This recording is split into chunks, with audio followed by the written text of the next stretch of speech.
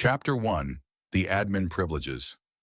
Life in the Thorne Manor had settled into a chaotic, terrifyingly domestic rhythm. To the outside world, the Thorne family was a syndicate of unkillable gods who had literally torn a hole in the fabric of the universe and returned with their resurrected Omega. But to Julian, his hyper-lethal family was just a very high-maintenance renovation project, and his newly acquired admin privileges were the greatest architectural tools he had ever been given. He didn't use his absolute dominion over the universe's source code to conquer the galaxy. He left the political intimidation to Alexander. Julian used his godhood for home maintenance. Julian's new reality looked a lot like the advanced CAD software he used to use at his architectural firm. With a mere thought, he could overlay the physical world with glowing, translucent blue blueprints. He could see the structural integrity of a load-bearing wall, the thermodynamic output of a fireplace, and the exact digital code that made up his morning espresso. This came in incredibly handy, given that he lived with 3 weapons of mass destruction. On a rainy Tuesday morning, Finn was outside in the courtyard, engaging in a physical sparring match with Alexander. The 11-year-old juggernaut, frustrated that he couldn't break his father's guard, let out a feral roar and completely miscalculated his own monstrous alpha strength. Finn launched Alexander backward. The Warlord Alpha crashed straight through the reinforced glass of the solarium and collided with a pedestal, entirely obliterating a priceless, 1,000-year-old Ming Dynasty vase. Alexander brushed the glass off his heavy military coat, wincing slightly as Finn climbed through the shattered window, looking utterly horrified at the mess he had made. The boy's lip began to tremble, his defensive aggression immediately crumbling into a panicked expectation of punishment.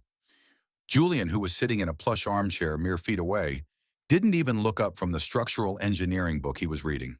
"Finn, what did we say about utilizing terminal velocity indoors?" Julian asked smoothly. I forgot," Finn whispered, tears welling in his cold eyes as he looked at the pulverized antique. "I'm sorry, I broke it." Julian sighed, finally marking his page and looking up. He didn't yell. Instead, he blinked, calling up his admin interface. A holographic mesh of glowing blue code appeared over the pile of shattered porcelain. Julian mentally selected the object's code history, highlighted the timeline from 5 minutes ago, and casually hit undo. With a soft, digital hum, the dust and shards flew backward in midair, perfectly reassembling themselves into the pristine, 1,000-year-old vase. Next, Julian swiped his finger through the air, and the shattered solarium glass smoothly knitted itself back together. "Spatial awareness, gremlin," Julian murmured, picking up his tea. "Next time, throw your father into the rose bushes. They're cheaper to replace." Finn beamed, the tension vanishing from his massive shoulders, and sprinted off to the kitchens to demand a snack. Alexander, however, remained rooted to the spot. The Warlord Alpha was breathing heavily, staring at Julian with a mixture of absolute awe, terrifying devotion, and deep-seated paranoia. "You just reversed localized entropy," Alexander rasped, his voice a dark, gravelly rumble as he crossed the room and dropped to his knees beside Julian's chair. "I pressed Control-Z, Alexander. Don't be dramatic," Julian replied, leaning into the touch as Alexander buried his face in Julian's stomach, wrapping his massive arms around his waist. Ever since they had returned from the dimensional breach, Alexander's separation anxiety had evolved into a quiet, obsessive terror. The Alpha was constantly terrified that the universe would realize it had made a mistake and snatch Julian away again. He required constant physical contact to ground himself. Julian simply let the universe's most dangerous man cling to him like a giant, heavily armed golden retriever, idly running a hand through Alexander's dark hair. "Julian," a voice interrupted. Julian looked up to see Lyra standing in the doorway, wearing a welding mask pushed up on her forehead and a manic grin. "Julian, I have a theoretical question," the 16-year-old genius started, practically vibrating with excitement. "Since you can alter the fundamental laws of physics, could you just turn off gravity in the West Wing for a few hours? I'm building a dark matter engine, and atmospheric pressure is really messing with my calibration." "Absolutely not," Julian shot down immediately. "Zero gravity violates the structural zoning laws of this house. Do you have any idea what lack of gravity would do to the plumbing infrastructure? We are not having floating toilet water in my house, Lyra. But Julian, I will give you a localized, frictionless containment field on your primary workbench. That's my final offer. Julian compromised. Lyra fist-pumped the air. Deal! You're the best reality-bending stepdad ever, she yelled, sprinting back to her lab. Julian shook his head, but his fond smile faded when Silas materialized in the doorway a moment later. The 18-year-old did not share his siblings' chaotic energy. As a psychic whose mind was directly tied to the fabric of reality, Silas was deeply attuned to the environment. And right now, Silas looked pale. Silas, Julian asked, his snarky demeanor dropping. Alexander immediately stiffened, picking up on the shift in Julian's tone and turning to face his eldest son. The manor is humming, Silas said quietly, rubbing his temples. I thought it was just residual energy from Lyra's machines, but it's not. It's coming from outside. The edges of the estate. They feel like they're fraying, Julian. Julian frowned. He pulled up the overarching admin blueprints for their star system. To his naked eye, everything looked fine. But when he forced the interface to show the raw, foundational code of their reality, his breath caught. Silas was right.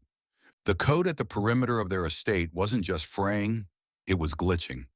Lines of digital text were turning an angry, corrupted red, breaking the structural integrity of a universe to resurrect a dead character leaves cracks. And eventually the overarching system attempts to patch those cracks. As if on cue, the teacup Julian had been drinking from suddenly slipped from his hand. But it didn't shatter on the floor. Instead, it clipped directly through the solid marble, falling endlessly into a gray, void-like digital space beneath the floorboards before vanishing entirely.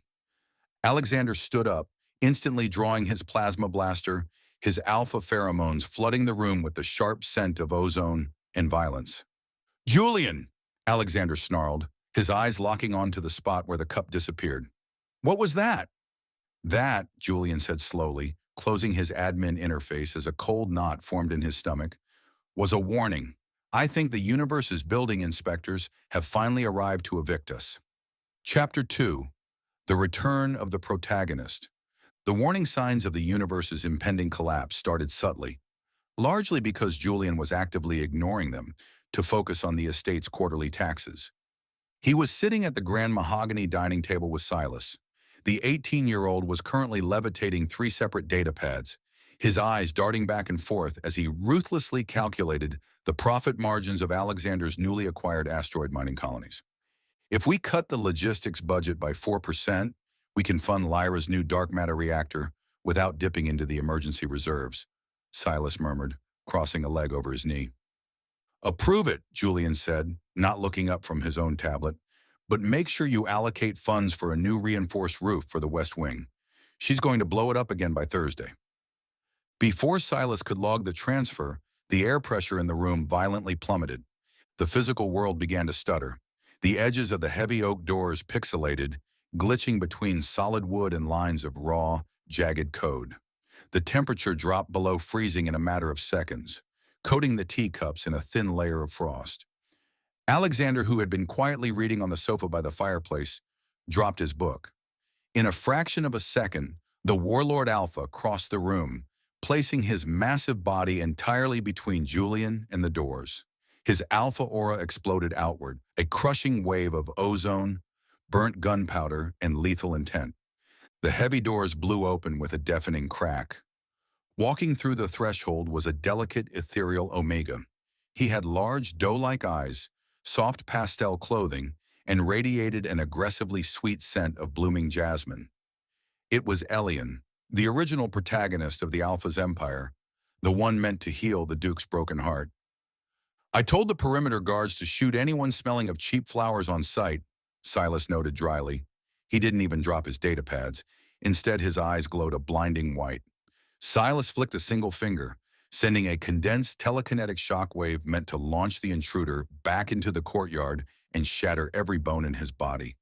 The psychic shockwave hit Elian directly in the chest and phased right through him with a loud, abrasive burst of digital static.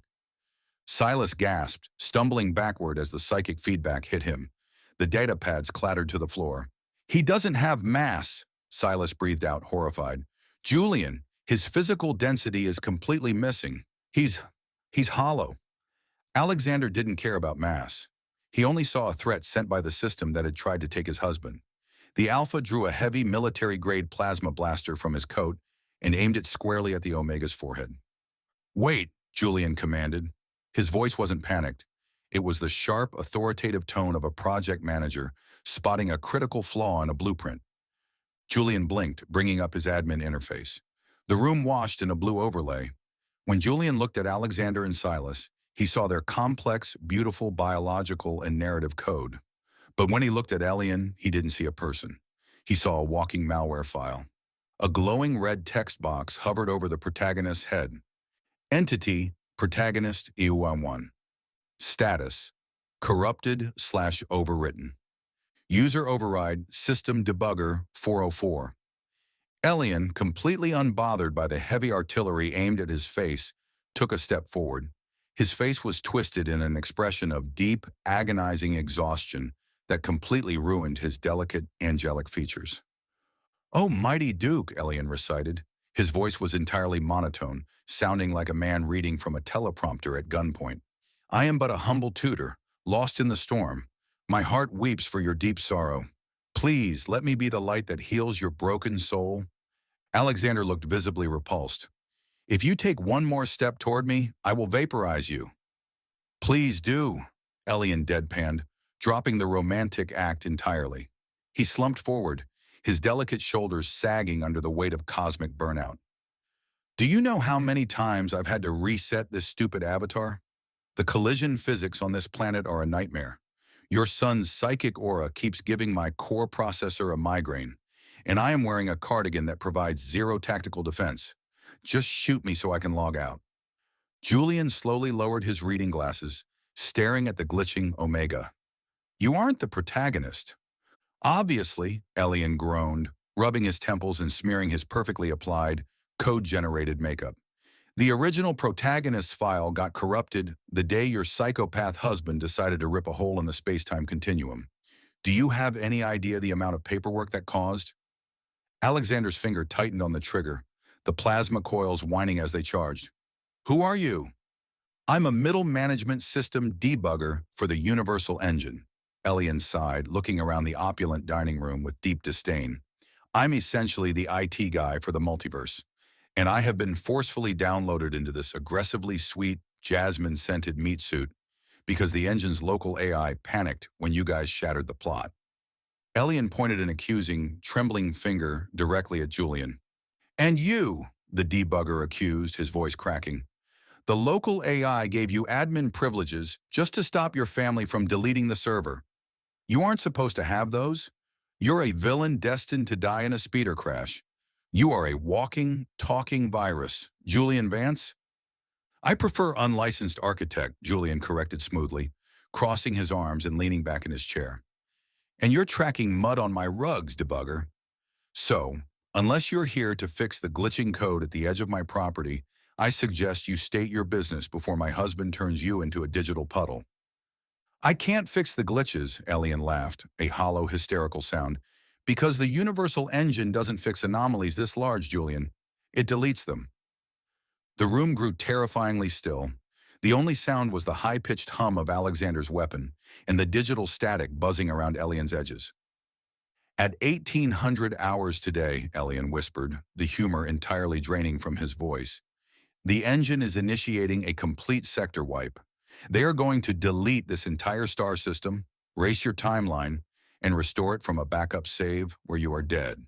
I'm just here to serve the eviction notice." Chapter 3. The Debugger's Confession. 10 minutes later, the highly anticipated, narrative-mandated confrontation between the villainous Step Omega and the pure-hearted protagonist had devolved into a bizarre hostage situation over breakfast. Elian, the glitching system debugger, trapped in the protagonist's body, was sitting at the head of the dining table, aggressively eating a plate of Julian's leftover waffles. He chewed with the manic intensity of a corporate employee who hadn't had a lunch break in 3 centuries. He was entirely surrounded. Alexander stood directly behind Julian's chair, His arms crossed over his broad chest, his alpha pheromones suppressed into a dense, suffocating cloud of localized hostility. Silas hovered in the corner, a silver butter knife floating lazily near Elian's jugular. Finn, who had heard the commotion and abandoned his snacks, was currently perched on the table itself like a gargoyle. The 11-year-old was emitting a low, continuous growl, his eyes locked onto Elian's throat. Next to him, Lyra was waving a handheld diagnostic scanner over the protagonist's head, furiously scribbling notes. "His biorhythms are entirely simulated," Lyra muttered, tapping the side of her scanner.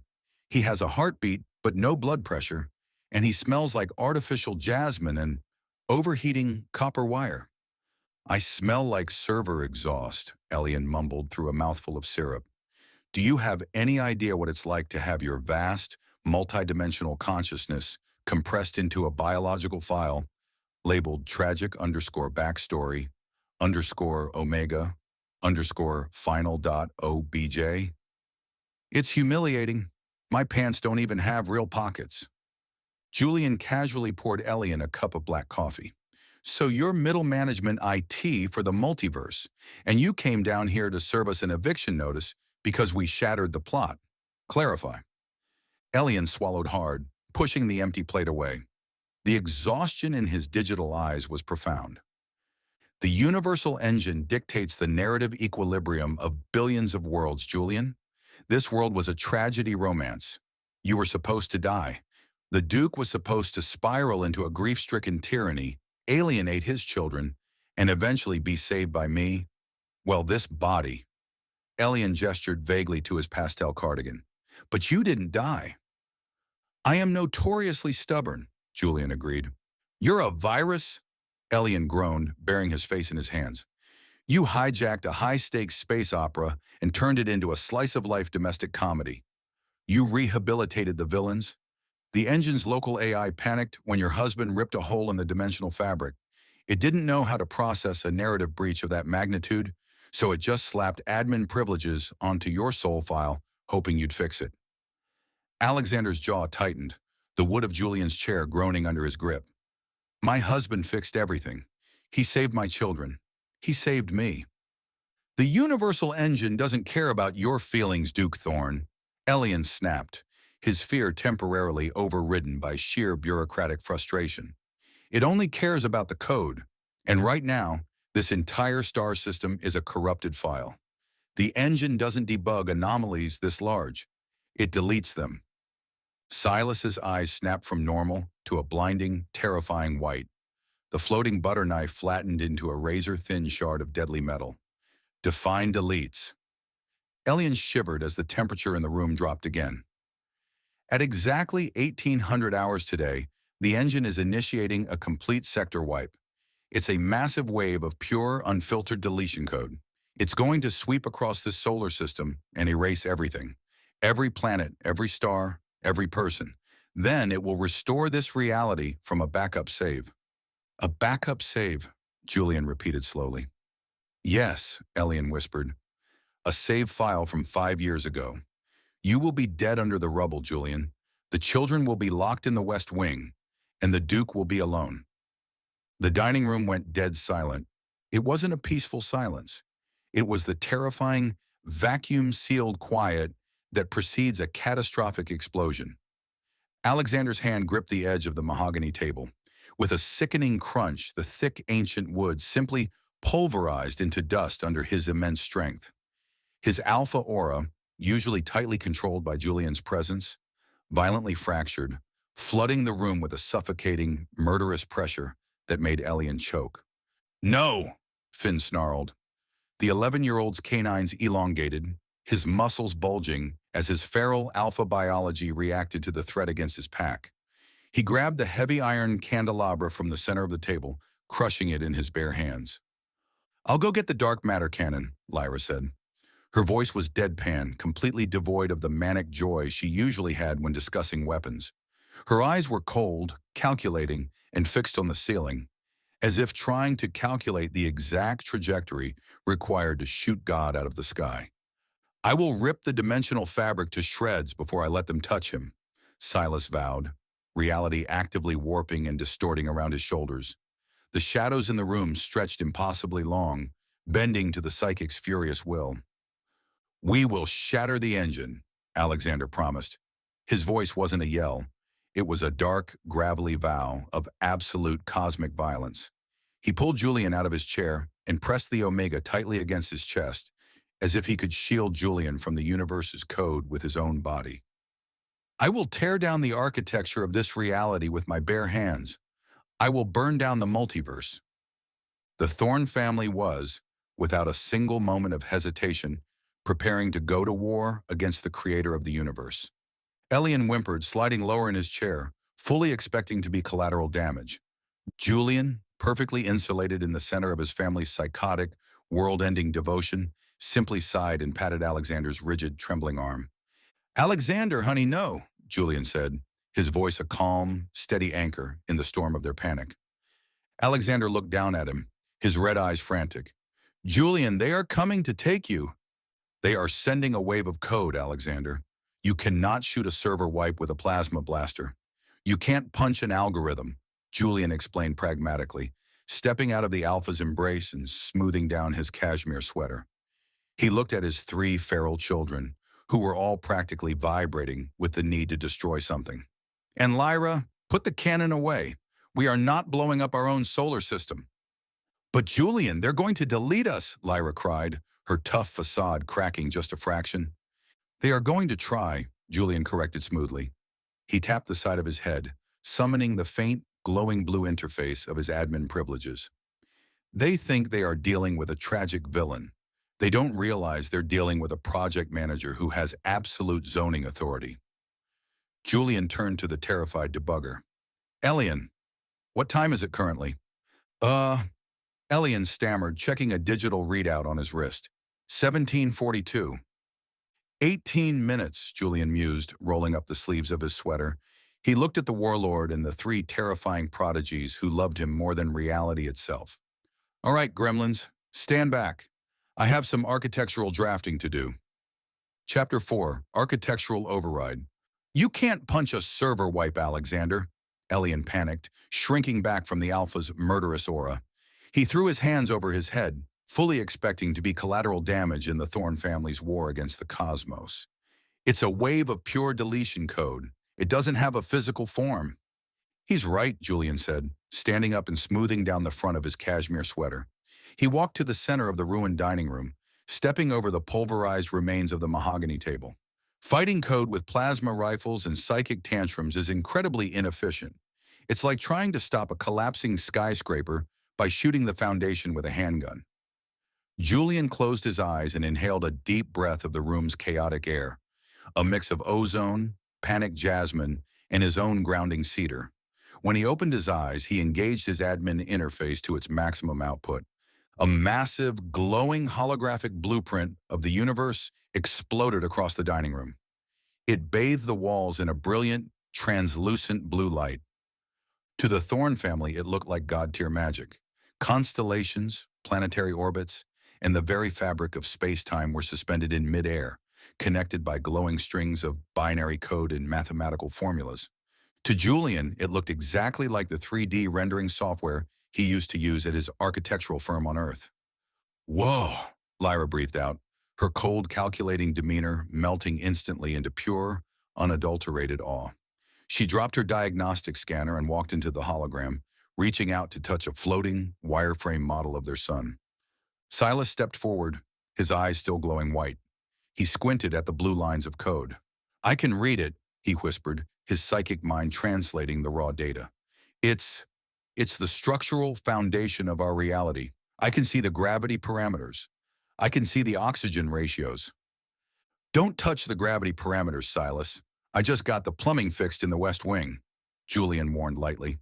He swiped his hands through the air, expanding the map to show the edge of their star system. "Julian," Alexander said, his voice tight. The warlord ignored the beautiful hologram of the universe entirely. His red eyes were locked solely on his Omega. The Alpha stepped into the center of the projection, crowding into Julian's space, his hands hovering over Julian's waist as if terrified the Omega would shatter. "What are you doing? Tell me how to protect you," Julian looked up at the towering Alpha. He reached out, resting a gentle hand over Alexander's wildly beating heart. You protect me by standing right here and looking pretty, Alexander. Let me handle the contractors. Elian checked his wrist. 12 minutes. Julian, whatever you're doing, you need to do it now. Elian, Julian asked, his eyes scanning the edge of the blue projection. He pinched and zoomed in on a massive, jagged red line that was rapidly approaching their sector on the map. What's the structural framework of the Universal Engine's deletion wave? It's a linear progression algorithm, Elian yelled. Outside the manor windows, the sky suddenly shifted. The bright, sunny afternoon fractured. The clouds dissolved into digital static, and the atmosphere turned a blood-curdling neon red. A low, terrifying hum began to vibrate through the floorboards, shaking the remaining intact teacups. The deletion wave was approaching. It moves from point A to point B, Elian shrieked over the rising hum. It sweeps across a designated grid and erases any anomalies in its path. It's absolute. Linear, Julian muttered, his lip curling in professional disgust. How boring. Julian cracked his knuckles. Back on Earth, he had spent years fighting with the city of Chicago over zoning permits and infrastructure rerouting. He knew how bureaucracies worked. They were rigid. They followed the path of least resistance. If a demolition crew is coming down the main highway, you don't build a brick wall to stop them. They will just break it down. You reroute the highway. Julian began typing furiously into the fabric of reality. His hands flew across the holographic interface, grabbing entire sectors of space-time and dragging them across the grid. What are you doing? Silas asked, his psychic aura flaring as he felt the universe physically shifting around them. I'm altering the dimensional zoning laws, Julian replied, his eyes narrowed in absolute concentration. The engine sent a linear wave, so I am taking the spatial coordinates at the edge of our solar system and bending them. With a swift, sweeping motion of his arms, Julian took the entry point of the red deletion wave and connected it directly to its own exit point. He coded an infinite spatial loop right at the edge of the Thorne star system, wrapping the narrative code into a structural Mobius strip. Time, Elian screamed, dropping to the floor and covering his head. Impact! Outside, the neon red deletion wave hit the edge of their atmosphere with a deafening, apocalyptic roar. The manor violently shook. Alexander acted on pure instinct. The Warlord Alpha tackled Julian to the floor, wrapping his massive, indestructible body entirely around the Omega, bearing Julian beneath him to shield him from the end of the world. Silas instantly threw up a blinding white telekinetic dome over his siblings, while Finn roared, punching the floor in sheer defiance. The red wave crashed down. It hit the atmosphere. It burned with the heat of 1,000 dying suns. And then, it smoothly slid around the planet. The roaring stopped. The manor stopped shaking. Julian, currently squished beneath 240 pounds of terrified warlord, tapped Alexander's shoulder. You can get off me now, big guy. You're crushing my ribs. Alexander slowly lifted his head, his eyes wide. He looked toward the windows. The sky had turned blue again. The birds were singing in the gardens. The wave? Elian stammered, peeling himself off the floor and staring out the shattered window. He looked up at the sky. A faint red ring of light was continuously circling the outer atmosphere, moving at light speed, but never actually touching the planet. Elian turned back to Julian, his jaw entirely unhinged. It didn't hit us. It missed. It didn't miss, Julian corrected, accepting Alexander's hand to pull himself off the floor. He casually dusted off his knees. The deletion code is still running perfectly, but it's stuck in the infinite architectural loop I just built. It will travel in a circle forever, constantly calculating its progression, fully believing it's making forward momentum. Elian looked at Julian as if he were a terrifying, incomprehensible deity. You just put the governing force of the multiverse into a loading screen. I told you, Elian, Julian smirked, walking over to the intact coffee pot and pouring himself a fresh cup. I know how to trap a mindless bureaucracy and red tape. Chapter 5. The Ultimate Bureaucracy. The mansion was silent, save for the faint, rhythmic thrum of the infinite deletion loop circling the planet like a trapped predator. Inside the dining room, the atmosphere had shifted from apocalyptic terror to a stunned post-miracle daze. Elian was still pressed against the floor, staring at his wrist-mounted terminal. The red warning alerts were gone, replaced by a steady blinking green light that read, System status, process pending infinite. The engine, it's still waiting for a confirmation signal, Elian whispered, looking up at Julian with a mixture of terror and newfound reverence. It thinks it's still working. It's consuming all of its own processing power just trying to calculate the trajectory of your loop. It's effectively lobotomized. Julian simply took a sip of his coffee. I prefer to think of it as an extended intermission. Alexander, meanwhile, had not moved. He was still standing over Julian, his body rigid, his eyes sweeping the room for any remaining threats. The sheer, overwhelming relief of the Alpha was beginning to bleed into a dangerous, possessive heat. He didn't care about the engine or the morality of reality bending. He only cared that Julian hadn't been erased. Silas, Alexander growled, his voice low and vibrating with residual adrenaline. Check the perimeter. Ensure that loop is sealed. If even a single byte of that deletion code leaks into our atmosphere, I want to know about it. Silas nodded, his eyes fading from white to their natural dark intensity. With a wave of his hand, he expanded his psychic senses, weaving them into the very air of the estate. It's contained, Father. The loop is stable. The engine is effectively blind to us now. We're a ghost in the machine. And what about him? Finn asked, pointing a blunt finger at Elian. The debugger froze, slowly standing up and brushing the floor dust off his pastel cardigan. He looked like a man standing before a firing squad. I can't go back, Elian confessed, his voice small. If I return to the engine, they'll see the sector wiper failed, and they'll send an executioner program. Or worse, they'll just wipe my memory and dump me into another corrupted file. Julian looked at the disheveled, exhausted debugger.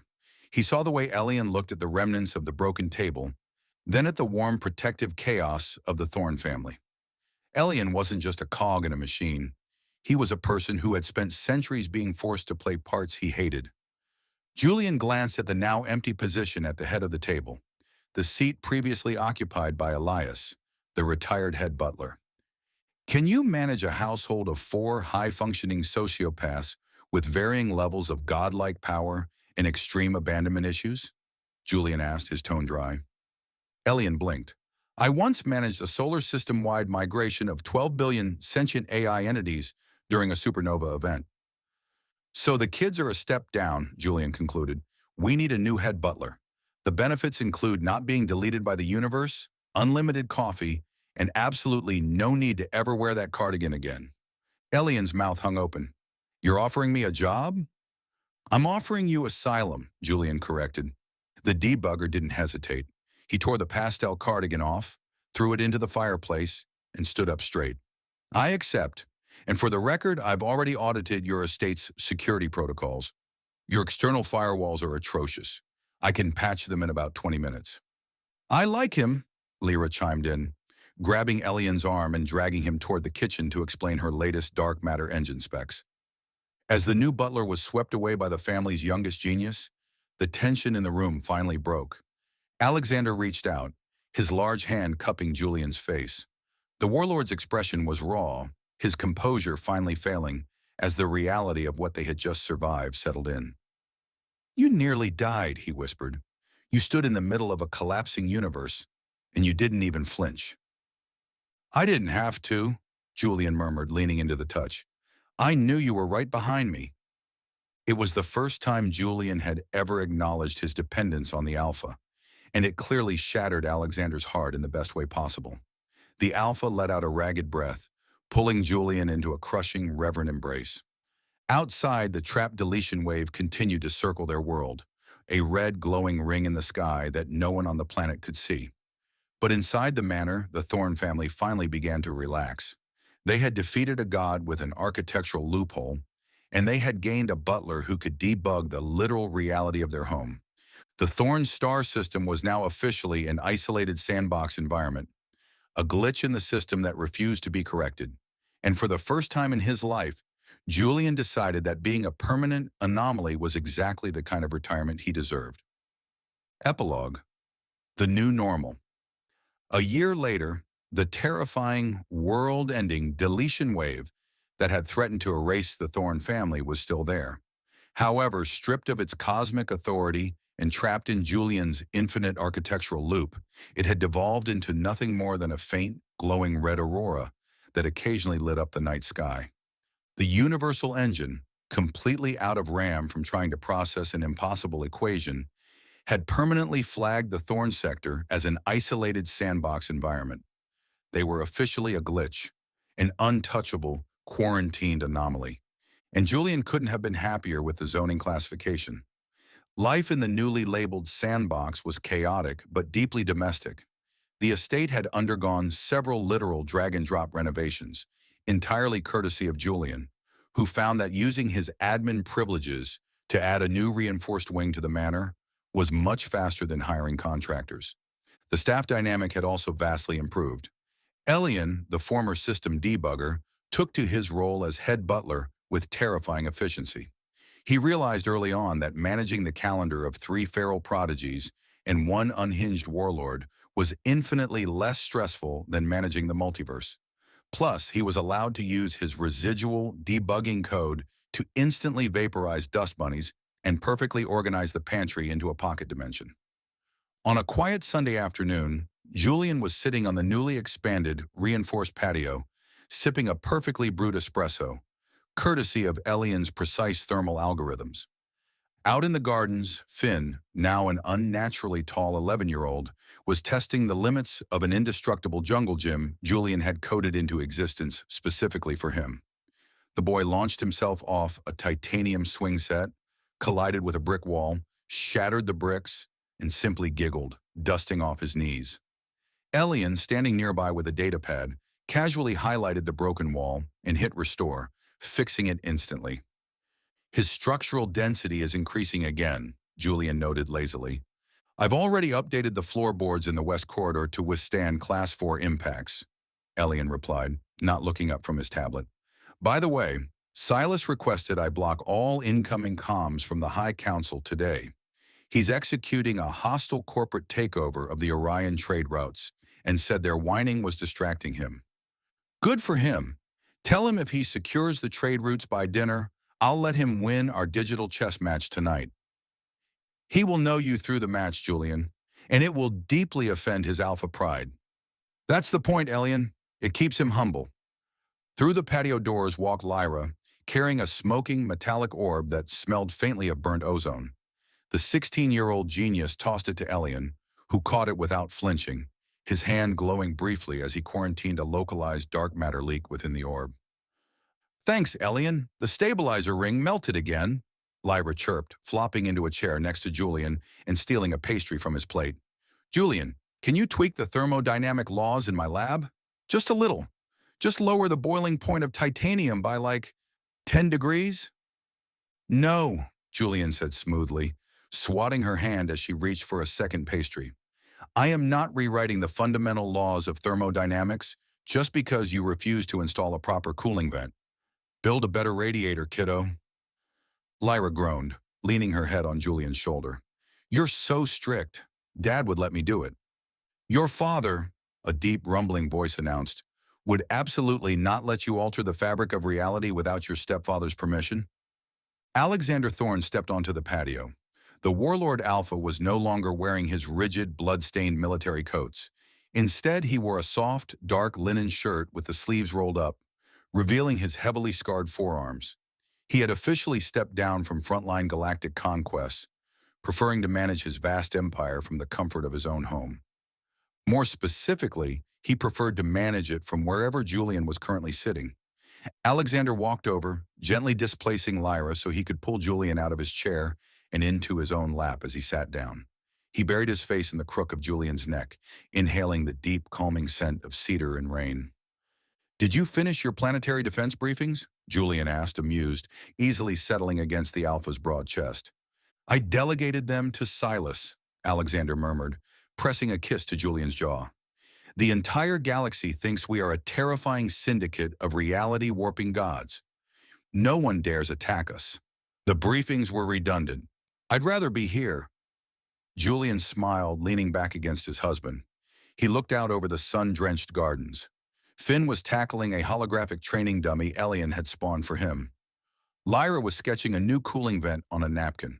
Silas could be seen in the window of the second-floor study, a faint white glow around him as he ruthlessly dismantled a rival corporation's economy. They were an anomaly, a virus in the system, a family of villains who had defied the universe, shattered the plot, and refused to be deleted. Julian took a sip of his coffee, resting his hand over Alexander's where it was wrapped securely around his waist. He had spent his first life exhausted and alone, building foundations for people he didn't care about. Now he was the untouchable architect of his own universe, entirely surrounded by a family that would gladly burn down the stars for him. It wasn't a bad way to spend retirement.